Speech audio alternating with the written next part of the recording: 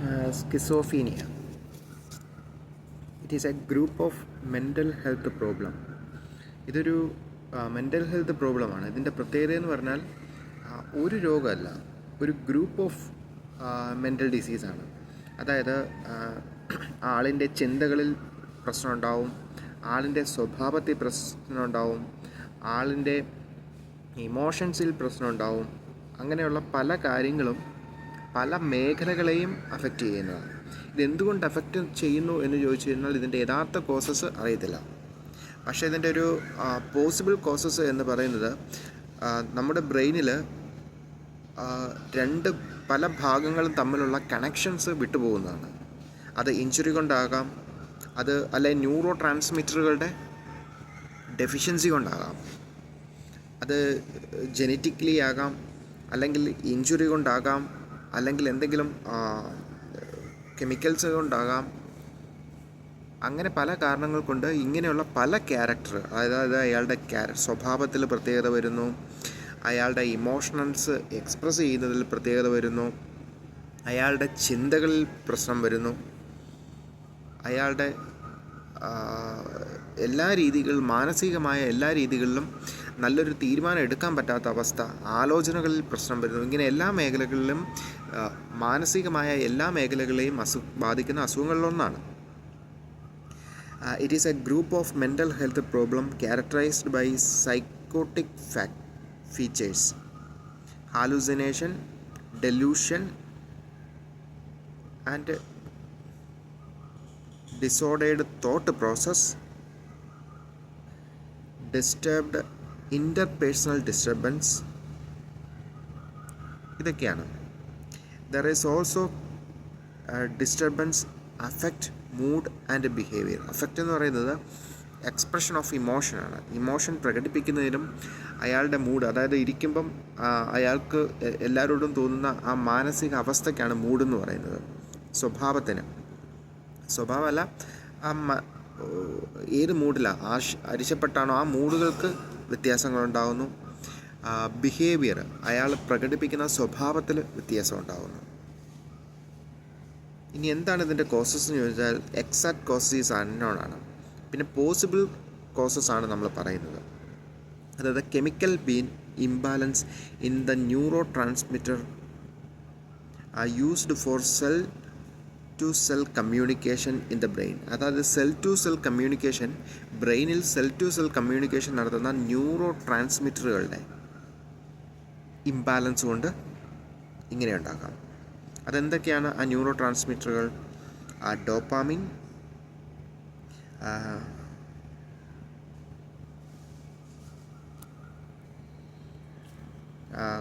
ഗ്ലൂട്ടാമിനേറ്റ് dysfunction, gamma amino butyric acid, serotonin, acetylcholine. ഇത്രയും ന്യൂറോ ട്രാൻസ്മിറ്ററുകളുടെ പ്രത്യേകതകളുണ്ട്. അതായത് ഡോപ്പാമിൻ എന്താണ്? ഡോപ്പാമിനിൽ എങ്ങനെ വേണമെങ്കിലും സംഭവിക്കാം. Increase the amount of the dopamine activity increase ആവുകയും ഡോപ്പാമിൻ്റെ ആക്ടിവിറ്റി ഇൻക്രീസ് ആവുകയാണെങ്കിൽ causes the positive symptom. Positive symptoms എന്ന് പറഞ്ഞാൽ ഒരു സമയത്ത് അയാൾ സാധാരണ നോർമൽ അവസ്ഥയിൽ എക്സ്പ്രസ് ചെയ്യുന്നതിനേക്കാൾ കൂടുതലായിട്ട് എക്സ്പ്രസ് ചെയ്യുന്നതിനാണ് പോസിറ്റീവ് സിംറ്റംസ് എന്ന് പറയുന്നത്. അയാൾക്ക് സാധാരണ ഇല്ല, അല്ലെങ്കിൽ ഒരു പബ്ലിക് പ്ലേസിൽ പ്രകടിപ്പിക്കേണ്ടത് അങ്ങനെയല്ല, അതിനേക്കാൾ കൂടുതലായിട്ട് ഭയങ്കരമായിട്ട് ദേഷ്യപ്പെട്ട് അരിച്ചുണ്ടാക്കി പ്രശ്നം അത് അയാൾക്ക് ഇതുവരെ ഇല്ലായിരുന്നു. അങ്ങനെ കാണിക്കുന്നതിനാണ് അഡീഷണലായിട്ട് അയാളുടെ സ്വഭാവത്തിനേക്കാൾ കൂടുതലായിട്ട് കാണിക്കുന്ന സംഭവമാണ് പോസിറ്റീവ് സിംറ്റംസ് എന്ന് പറയുന്നത്. ഇനി dopamine, decrease the dopamine activity causes negative symptoms. അതായത് ഈ ഡോപ്പാമിൻ്റെ അളവ് കുറഞ്ഞു കഴിഞ്ഞാൽ നെഗറ്റീവ് സിംറ്റംസ് ആണ് കാണിക്കുന്നത്. നെഗറ്റീവ് സിംറ്റംസ് എന്ന് പറഞ്ഞു കഴിഞ്ഞാൽ കാണിക്കേണ്ട പല കാര്യങ്ങളും കാണിക്കത്തില്ല. അതായത് സോഷ്യൽ വിഡ്രോവൽ, നോർമലി പുള്ളി കാണിക്കേണ്ട ഒരു സിറ്റുവേഷനിൽ എത്തുമ്പം അവിടെ കാണിക്കേണ്ട സ്വഭാവ രീതികളിൽ നിന്ന് വ്യത്യസ്തമായ സ്വഭാവ രീതികൾ കാണിക്കുന്നു. ഇനി glutamate dysfunction causes cognitive symptoms. Cognitive symptoms എന്ന് പറഞ്ഞാൽ തിങ്കിങ് പ്രോസസ്സിലെ പ്രശ്നമാണ്. അത് ഗ്ലൂട്ടാമേറ്റിൻ്റെ ഡിസ്ഫങ്ഷൻ കൊണ്ടാണ്. It is NMDA, methyl D അഫക്റ്റൈൽ എന്ന് പറയുന്ന ഒരു ഹോർമോൺ, ഒരു ന്യൂറോ ട്രാൻസ്മിറ്ററാണ് ഇത്. ഇനി അടുത്താണ് ബ്യൂട്ടാറിക് ആസിഡ്. ബ്യൂട്ടാറിക് ആസിഡ് എന്ന് പറഞ്ഞാൽ primarily inhibitory neurotransmitter in the brain. Inhibitory ന്യൂറോ ട്രാൻസ്മിറ്ററുകളിൽ ഒന്നാണ് ഇത്. Level is decreased in the body. Level decrease ആകുമ്പോഴാണ് ബോഡിയിൽ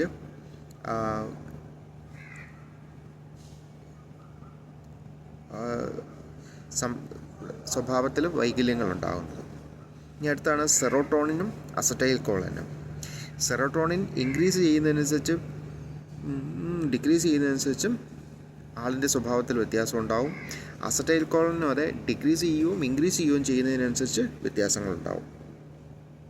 ഇനി അടുത്ത ഒരു പോസിബിൾ കോസാണ് brain development problems before birth. അതായത് ഇൻട്രായൂട്ടേറിയൻ ലൈഫിൽ അല്ലെങ്കിൽ ഫീറ്റൽ ഹെൽത്തിൻ്റെ ആരോഗ്യത്തെ അമ്മയുടെ ആൽക്കഹോളിസം, അമ്മയുടെ സ്മോക്കിങ്, ഇതുപോലുള്ള കാര്യങ്ങൾ ബാധിച്ച് അതിൻ്റെ ഫലമായിട്ട് ചില ഡെഫിഷ്യൻസികൾ ഉണ്ടാകുന്നതിൻ്റെ ഫലമായിട്ട് ബ്രെയിൻ ഡെവലപ്മെൻറ്റ് ഇൻട്രായൂട്ടേറിയൻ ലൈഫിൽ പ്രോബ്ലം ഉണ്ടാകുന്നതിൻ്റെ ഫലമായിട്ട് സ്കിസോഫീനിയ വരാനുള്ള സാധ്യതയുണ്ട്. ഇനി loss of connection between the different areas of the brain. ബ്രെയിനിൻ്റെ ഡിഫറൻസ് ഏരിയാസ് തമ്മിലുള്ള കണക്ഷൻ കുറഞ്ഞു പോകുന്നതുകൊണ്ട്, അത് മിക്കവാറും ഇഞ്ചുറി കൊണ്ടൊക്കെ ആയിരിക്കും അങ്ങനെ ഉണ്ടാകുന്നത്. ഇനി risk factors of schizophrenia. Genetical factor. Biological parents and sibling has the condition, the chance for schizophrenia is increased. ഇനി environmental factor. Exposure to the virus, malnutrition before the birth. അതായത് അമ്മ മാൽന്യൂട്രീഷ്യസോ, അമ്മയ്ക്ക് ആവശ്യത്തിന് എന്തെങ്കിലും ന്യൂട്രീഷൻ കിട്ടാതെ വരികയോ അങ്ങനെയൊക്കെ സംഭവിച്ചു കഴിഞ്ഞാൽ, അല്ലെങ്കിൽ അമ്മയ്ക്ക് എന്തെങ്കിലും ഒരു വൈറൽ ഡിസീസ് ഉണ്ടാവുകയാണോ. വൈറൽ ഡിസീസിൻ്റെ പ്രത്യേകത, ബാക്ടീരിയ ഒരിക്കലും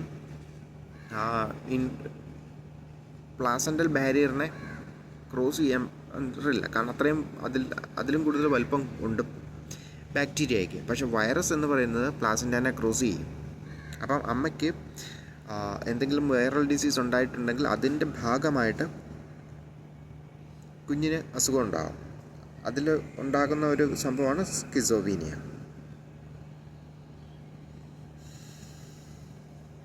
പിന്നെ സബ്സ്റ്റൻസ് അബ്യൂസ്. യങ് അഡൽട്ടിൽ സബ്സ്റ്റൻസ് അബ്യൂസായ ന്യൂറോ സ്റ്റിമുലേറ്റിംഗ് ഡ്രഗ്സുകൾ അല്ലെങ്കിൽ റിക്രിയേഷണൽ ഡ്രഗ്സുകൾ ഉപയോഗിക്കുന്നതിൻ്റെ ഭാഗമായിട്ട് സ്കിസോഫീനിയ ഉണ്ടാകാനുള്ള സാധ്യതയുണ്ട്.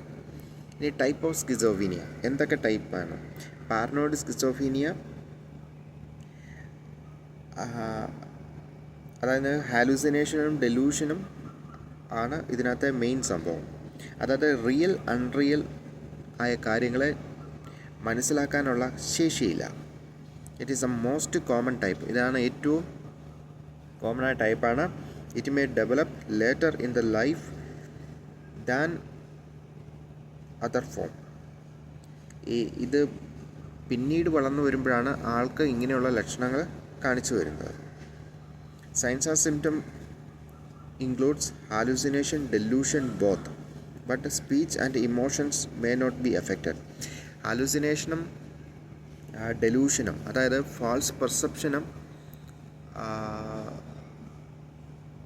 വിത്തൗട്ട് സ്റ്റിമുലി, അതായത് ഒന്നുമില്ലെങ്കിൽ ചില കാര്യങ്ങൾ നമ്മുടെ ശരീരത്തിൽ തട്ടി അത് പാമ്പാന്ന് ഓർക്കും, അല്ലെങ്കിൽ ഒന്നും തട്ടാതെ തന്നെ നമുക്ക് തോന്നുക പാമ്പ് അവിടെ ഉണ്ടെന്ന്. അങ്ങനെയുള്ള ഡെലൂഷനും ഹാലൂസിനേഷനും പേഷ്യൻറ്റിന് ഉണ്ടാവും. പക്ഷേ ഇത് സ്പീച്ചിനെയും ഇമോഷനെയും അഫക്റ്റ് ചെയ്യത്തില്ല. അയാൾക്ക് കൃത്യമായ ഇമോഷൻസ് ഉണ്ടാവും, അയാൾക്ക് സംസാരിക്കുന്നതിന് ബുദ്ധിമുട്ടുണ്ടാകത്തില്ല.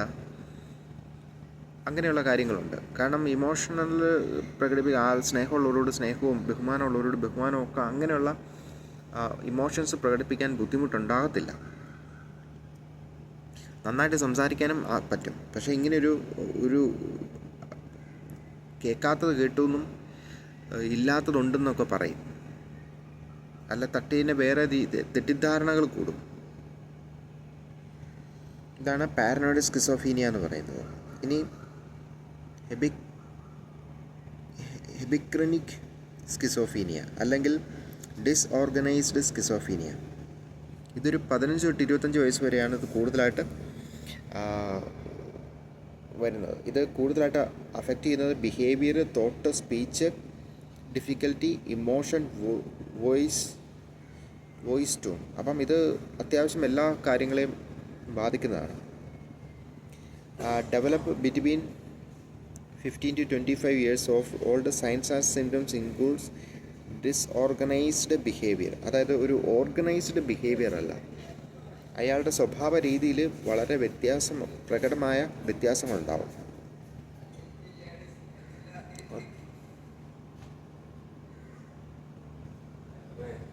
ചിന്തകളും along with the short lasting delusion and hallucination and also have disorganized speech pattern and other may find it difficult to understand. അതായത് ബാക്കിയുള്ളവർക്ക് മനസ്സിലാക്കാൻ പറ്റാത്ത രീതിയിൽ സ്പീച്ചും കൂടി ഇവിടെ ഡിസോർഗനൈസ്ഡ് ആണ്. They show little or no emotion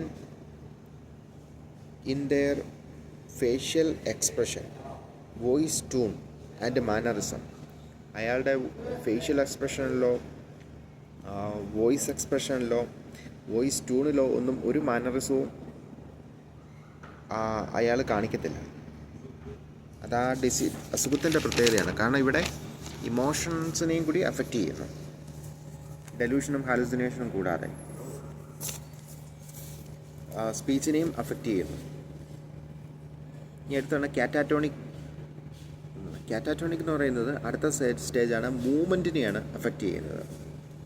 അതായത് it is a rarest diagnosis. ഇത് വളരെ കുറവായിട്ടാണ് കാണിക്കുന്നത്. Characterised by unusual limited sudden movement. അങ്ങനെ സാധാരണ കാണിക്കുന്നതല്ല, ലിമിറ്റഡ് ആണ്. ചില സമയത്തേ അങ്ങനെ കാണിക്കത്തുള്ളൂ. സഡൻ, പെട്ടെന്നായിരിക്കും. അങ്ങനെയുള്ള ചില മൂവ്മെൻറ്റുകൾ കാണിക്കും. The client may often switch between very active and very still. അതായത് ഭയങ്കര ആക്റ്റീവിൽ നിന്ന് ഒരു ആക്ടിവിറ്റി ഇല്ലാത്ത അവസ്ഥയിലേക്ക് പെട്ടെന്ന് മൂവ്മെൻറ്റ് ചേഞ്ച് ആവും. Client may not take much and or may mimic other speech and movement. Client may not talk much, അധികം സംസാരിക്കത്തില്ല, അല്ലെങ്കിൽ ബാക്കിയുള്ളവരുടെ സംസാരത്തെ അനുകരിക്കുകയോ അവരുടെ മൂവ്മെൻറ്റിനെ അനുകരിക്കുകയോ ആണ് ചെയ്യുന്നത്. അൺഡിഫറൻഷിയേറ്റഡ് സ്കിസോഫീനിയ അടുത്തത്. അതായത് ഈ മുകളിൽ പറഞ്ഞ എപ്പിസ്പെറസും കാറ്റാറ്റോണിക്കും പാരനോയിഡും സ്കിസോഫീനിയയിൽ എല്ലാ ഫീച്ചേഴ്സും ഇവിടെ വരും. അതായത് ഈ മൂന്നിൽ നിന്നും ഏതാണ് പേഷ്യൻറ്റിനുള്ളതെന്ന് മനസ്സിലാക്കാൻ പറ്റാത്ത അവസ്ഥയാണ് അൺഡിഫറൻഷിയേറ്റഡ് സ്കിസോഫീനിയ എന്ന് പറയുന്നത്. അതായത് ഈ മേൽ പറയുന്ന മൂന്നെണ്ണത്തിൽ നിന്ന് മാത്രം. Client may have the same symptoms of paranoid, catatonic and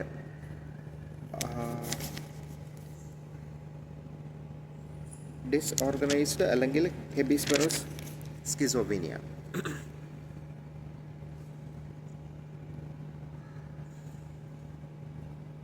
but does not obviously fit into one of these types alone.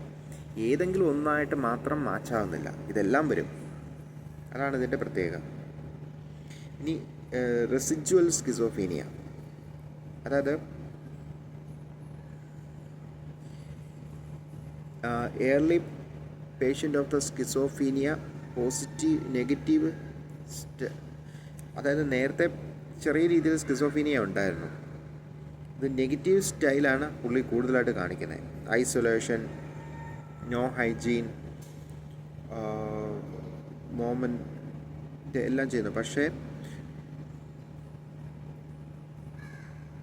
എല്ലാം ചെയ്യുന്നുണ്ട്. ഐസൊലേഷനൊക്കെയാണ്. It may be diagnosed by there is a previous history of schizophrenia. Previous ആയിട്ട് സ്കിസോഫീനിയയുടെ ചില hallucination, ഇലൂഷനൊക്കെ പുള്ളിക്കുണ്ട്, ഡെലൂഷനൊക്കെ ഉണ്ടായിരുന്നു. But only experience negative symptoms. പക്ഷേ നെഗറ്റീവ് സിംറ്റംസേ കാണിക്കുന്നുള്ളൂ. സ്ലോ മൂവ്മെൻറ്റ്, പുവർ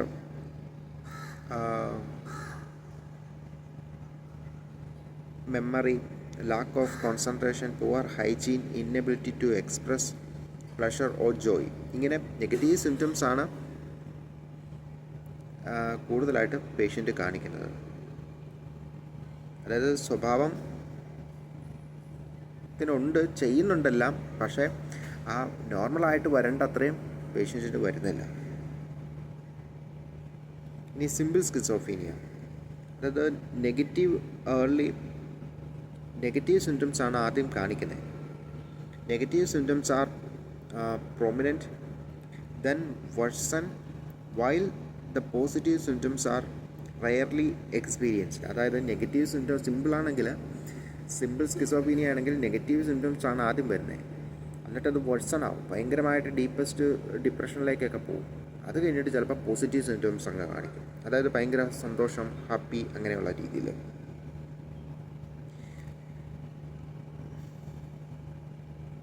ഇനി അടുത്താണ് സെൻഡോട്രോപ്റ്റിക്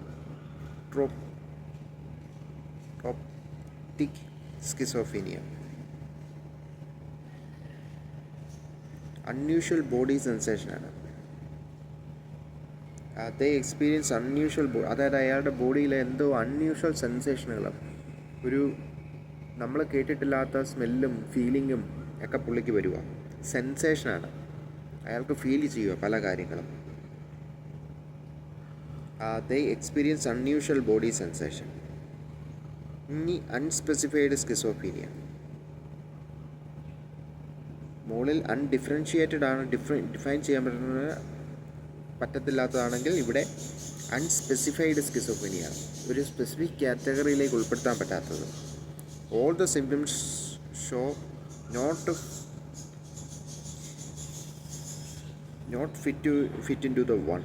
Other symptoms meet the general condition of a diagnosis but does not fit into any of the above category. ഈ മേളിൽ പറഞ്ഞേക്കുന്ന ഒരു കാറ്റഗറി ആയിട്ട് ബന്ധമില്ല. അതാണ് ഇവിടുത്തെ പ്രത്യേകത. ഇതാണ് ഇതിൻ്റെ ടൈപ്സും കാര്യങ്ങളും ഒക്കെ.